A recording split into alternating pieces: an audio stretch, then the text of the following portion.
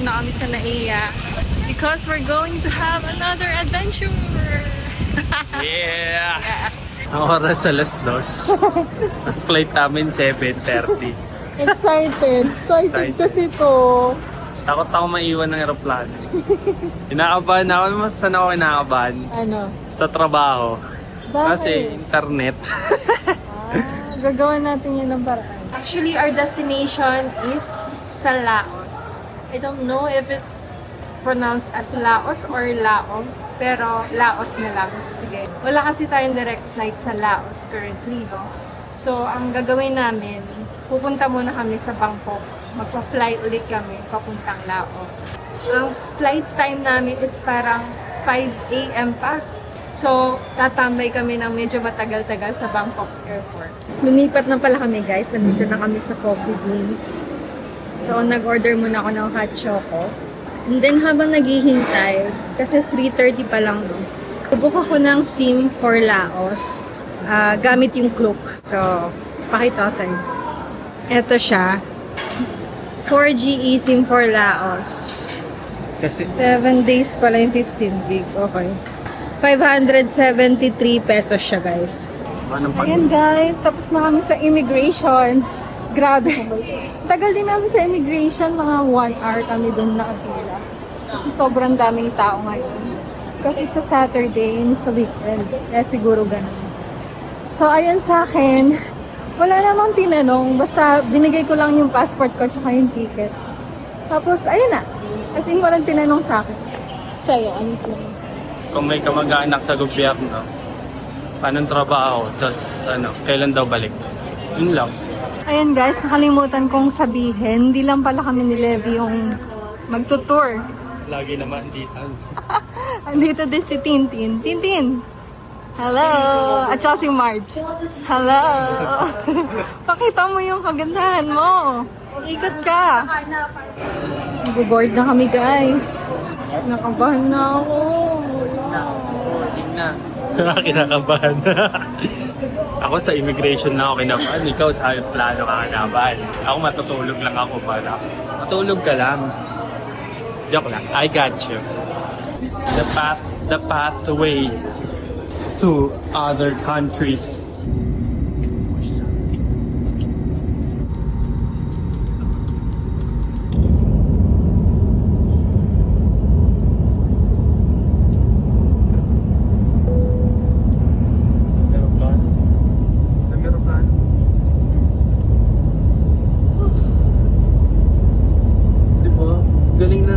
Galing ng lipad natin, ganyan.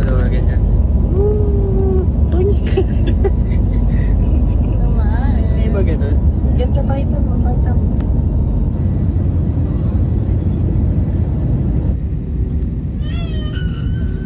Touchdown, Bangkok, Thailand.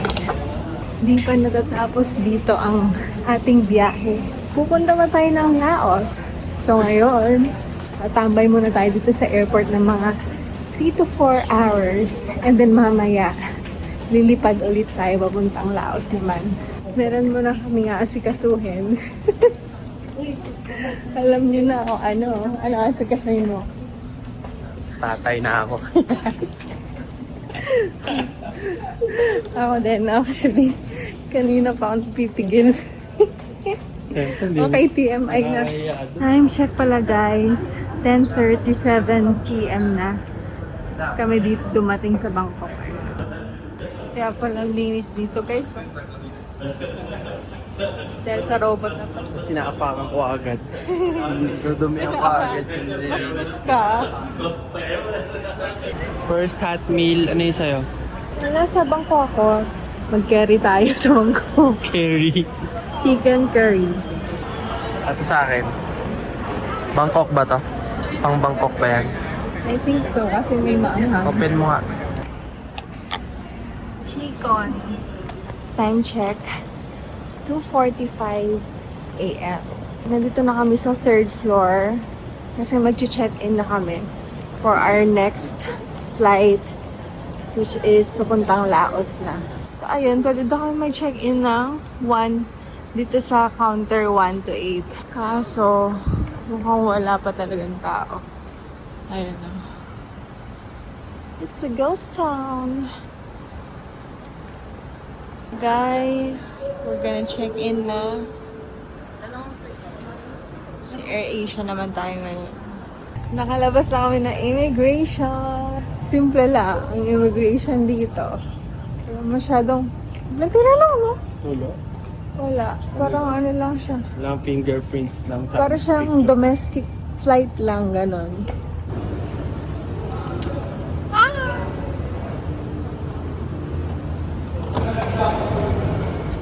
We're going to our gate.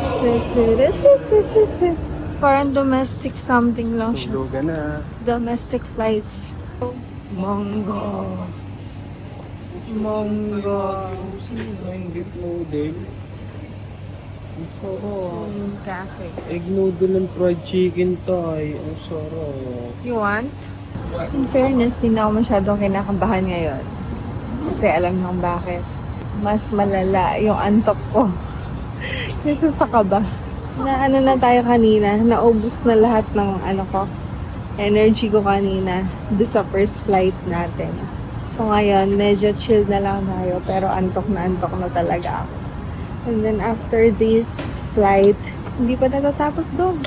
Magte-trend pa tayo for like 2 hours papunta sa mismong destination natin, which is Luang Prabang. Ano sinasabi mo? Matanda na. Sino kaya pinakamatanda? Hindi ka magising. Sino kaya yung pinakamatanda dito? Pinakabata naman ng face. Oh. Ay, patingin nga. Ay. Ako binibidyo. Pa-work it ba yung aking mukha? Para Oo naman. Para magkaroon tayo ng mas madaming subscribers. Sabihin mo.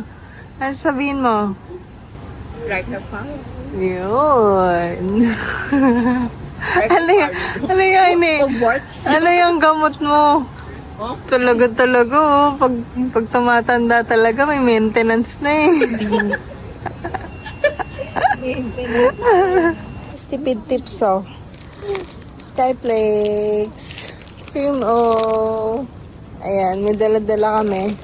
Para kung sakaling gutumin kami sa daan, may makakain kami. Ayan, Hansel. Kahit ganon, bibili pa rin kami. Bumili pa rin kami dito. So, ganun din. So, bumili pala ako ng Americano and hot choco dito, guys. Sa cafe na to. For a total of 270 baht. If you don't have cash yet, you can actually use your credit cards here. Tinatanggap nila. Time check, guys. It's 6:16 a.m. and nandito na tayo sa loob ng airplane. Touchdown! Laos! Oh. Nakaiba yung kulay ng lupa nila dito, no? Parang kulay brown na brown. Reddish na. Welcome to Laos! Welcome to Laos. Congrats to us. Yo. The next thing to do is we're gonna withdraw some money.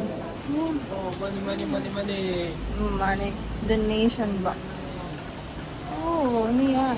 Meron nila, Vietnam. Maliit lang siya actually. Parang yung sa atin, NAIA. Ano yan? NAIA ba yun? Yung ano natin, yung luma nating airport, parang gano'n. Tapos may cafes din dito sa loob. Tapos may mga souvenirs din dito. Kung sa baba. Ang maximum withdrawal amount is 2 million kip, which is approximately mga 6,000 pesos.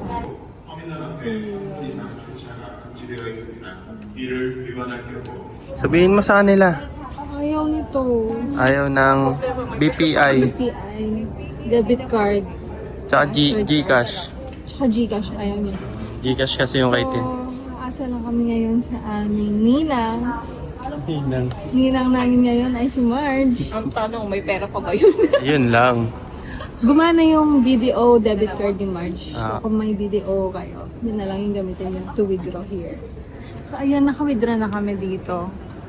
Ito ay naghahalagang 2 million lakh or kip. 2 million in peso is 5,600 pesos. Okay. Tapos 200 pesos pala yung fee niya sa withdrawal fee. Sa grupo namin, magpapatlock kami ng mga tigo 1 million keep muna para if ever na meron kailangang bayaran, like yung transportation, yung food, ganon, equally i-divide tapos bayad na agad para smooth yung transaction. Peng 1 million. Ang sarap sabihin. Lord, peng 1 million. Yan, 1 million talaga to guys. Sana peso, no? 1 million pesos, no? Guys, bago kami pumunta sa train station, kain muna pala kami dito sa airport. Dito sa cafe na to. Ito pala yung in-order namin guys. 1 chicken fried rice, tsaka 3 pork fried rice. Tapos 6 USD siya. Dito sa Laos, widely accepted yung USD. So, kung may USD kayo, hindi nyo na kailangan magpapalit pa sa Laos currency. Meal in Laos. So guys, pupunta na kami from airport to Vientiane Railway Station. And then we decided to rent a car na lang papunta doon. Kasi parang mga 1 hour away din siya. And it's only for $22 US. So pumapatak mga 1,200 lang. Eh, 4 naman kami doon, tapos ang dami pa naming baggage. So, sulit na din yung 22 USD. May option na mag-commute papunta doon. Like, magbabas ka ng 2 beses. Pero parang ganun din yung price. So, we opted to rent a private car na lang. Ito pala yung labas ng airport, guys. Parang siyang malaking temple. Yung Oo, yero. ang Yung galing. payero nila. May Ang galing, no? First time you're from here? Yeah, it's the first time. Yeah. Ito yung airport. Come on. The buildings is not that high. Yeah, I'm not high enough. I'm so proud of us. Charot. So, gabi Medyo ang gabing biyahe natin. Actually, hindi pa tapos ang biyahe natin. Ay, isang araw. Lume-level up na ang pagta-travel natin.